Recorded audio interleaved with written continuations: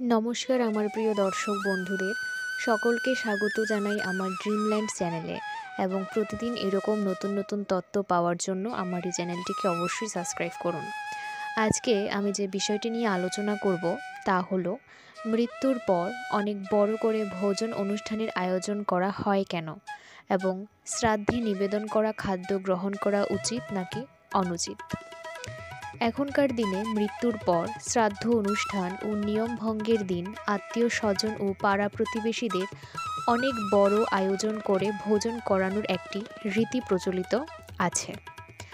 এমনকি মানুষ নিজের সাধ্যের বাইরে গিয়ে এই ভোজনের ব্যবস্থা করে থাকেন। অনেকে বলে সনাতন ধর্মে এই সমস্ত কিছুর উল্লেখ থাকে বলেই নাকি এইসব কিছু করা হয়। সত্যিই কি তাই?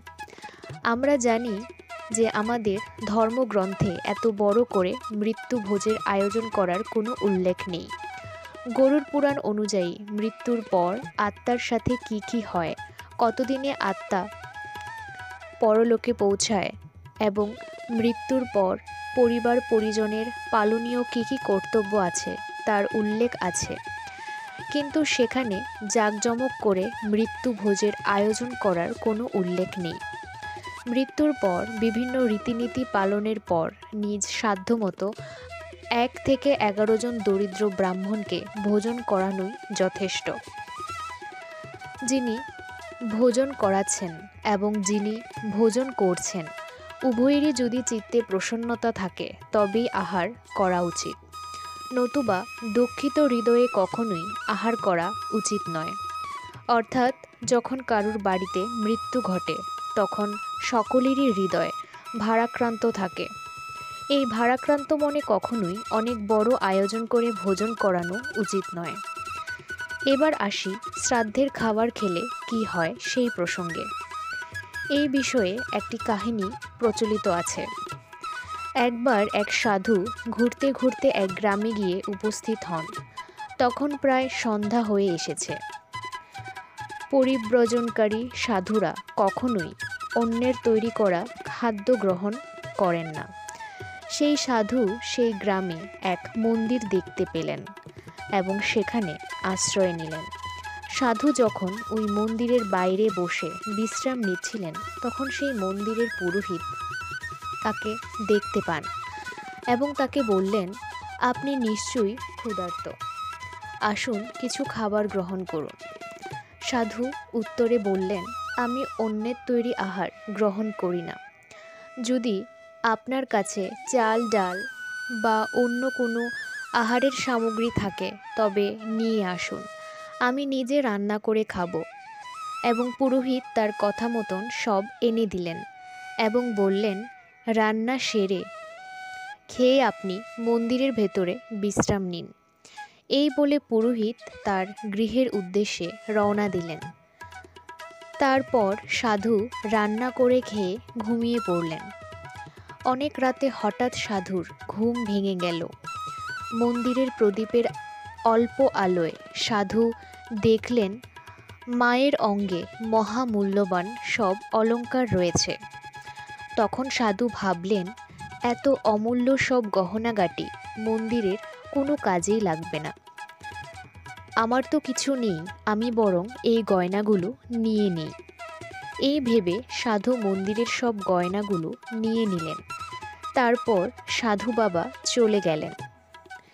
এর পরদিন সকালবেলা মন্দিরের পুরোহিত এসে দেখলেন যে মায়ের গায়ে কোনো গয়না নেই।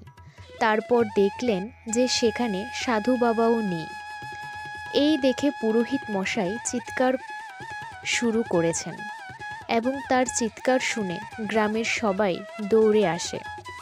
সম্পূর্ণ বৃত্তান্ত শোনার পর গ্রামবাসীরা লাঠি বাঁশ ইট নিয়ে সাধুকে খুঁজতে লাগলো।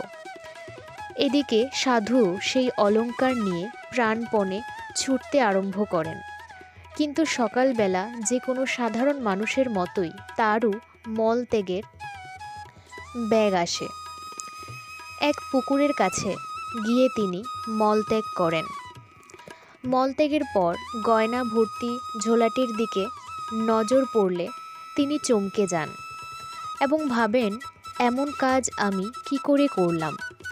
একজন সাধু হয়ে ত্যাগের জীবন বেছে নিয়েছি, অথচ আমি মায়ের গয়না চুরি করলাম, কিন্তু কেন এমন করলাম? তারপর তিনি নিজেকে বোঝালেন যে যা হবার হয়ে গেছে, কিন্তু এবার তাকে ফিরে গিয়ে এই গয়নাগুলো সেই স্থানে ফিরিয়ে দিয়ে আসতে হবে। এতে যদি তার প্রাণ চলে যায় তো যাক, এই পাপের বোঝা তিনি বয়ে বেড়াতে পারবেন না। এই ভেবে তিনি আবার গ্রামের দিকে যেতে লাগলেন। তখন গ্রামবাসীরা দেখতে পেলেন সেই সাধু নিজেই আবার ফিরে আসছেন। তখন সেই সাধুকে দেখে গ্রামবাসীরা তার দিকে ছুটে যেতে লাগলেন, কিন্তু তখন তাদের মধ্যে থেকে কিছু লোক বললেন, ওনাকে ছেড়ে দাও, উনি যেহেতু নিজে থেকেই এখানে আবার এসেছেন, তাহলে ওনাকে বলতে দাও, উনি যা বলতে চান।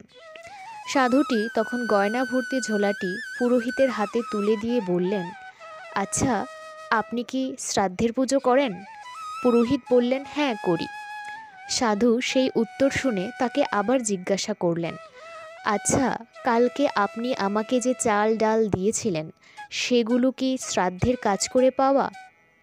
পুরোহিত বললেন, হ্যাঁ, এগুলো শ্রাদ্ধের কাজ করে পাওয়া। তারপর সাধু প্রশ্ন করলেন পুরোহিতকে যে আপনি যার শ্রাদ্ধ অনুষ্ঠান করেছেন তিনি মানুষ হিসেবে কেমন ছিলেন? তখন গ্রামবাসীরা বললেন, সে তো ভীষণ দুর্নীতিগ্রস্ত লোক ছিল, মহাচোর। এবার সাধু ব্যাপারটা পুরো বুঝতে পারলেন এবং সবাইকে বললেন, এই শ্রাদ্ধের চাল ডাল খাওয়ার পরেই তার মতিভ্রম হয়েছিল এবং আজ ভোরে মলত্যাগের পর সেই খাদ্যের দোষ ও প্রভাব থেকে তার শরীর ও মন মুক্ত হয়েছে। আসল ঘটনা কি ঘটেছিল সবাই তখন বুঝতে পারলেন। এরপর সাধুটি সেখান থেকে চলে যান। আসলে শ্রাদ্ধের অন্নের প্রভাব খুবই জোরালো। মানুষের যখন মৃত্যু হয় তখন জীবনে যা যা সে করতে পারেনি সেগুলি মনে করতে থাকে, ফলে শরীরের যাবতীয় যা কামনা বাসনা থাকে তা আরও প্রবল হয়ে ওঠে, কারণ সেই অসম্পূর্ণ ইচ্ছাগুলি পূরণ না করেই সে চলে যাচ্ছে। মৃত্যুর পর শ্রাদ্ধানুষ্ঠানের সময় তার আত্মা সেখানেই উপস্থিত থাকে এবং তাকে নিবেদন করা খাদ্য সে প্রত্যক্ষ করে। সেই খাদ্যের প্রতি তার প্রচণ্ড লোভ থাকা সত্ত্বেও সেই খাদ্য তখন সে গ্রহণ করতে পারে না। যেমন কোনো বাড়িতে গিয়ে অনেক কিছু ভালো মন্দ খাওয়ার পরেও অনেকের মন তৃপ্ত হয় না, ফলে সেই খাদ্যের প্রতি আকর্ষণ থেকেই যায়। ঠিক এভাবেই মৃতের প্রতি উৎসর্গ করা খাবারের প্রতি মৃত ব্যক্তির আত্মার টান থাকে, তাই সেই খাবার খেলে মৃতের কামনা বাসনা আমাদের উপর প্রভাব ফেলে। বিশেষ করে যদি কেউ দীক্ষা নিয়ে থাকে তাহলে তার উপর এর বেশি প্রভাব লক্ষ্য করা যায়। তবে হ্যাঁ, শ্রাদ্ধ বাড়িতে যদি আলাদা করে কেউ ফল মিষ্টি এনে কাউকে দেয় তবে সেই খাদ্য গ্রহণ করা যায়, কিন্তু মৃত ব্যক্তিকে নিবেদন করা খাবার কখনোই গ্রহণ করা উচিত নয়। আজকের এই ভিডিও এই পর্যন্তই। এরকম বিভিন্ন ধরনের তথ্য জানার জন্য আমার এই চ্যানেলটিকে সাবস্ক্রাইব করুন। ধন্যবাদ।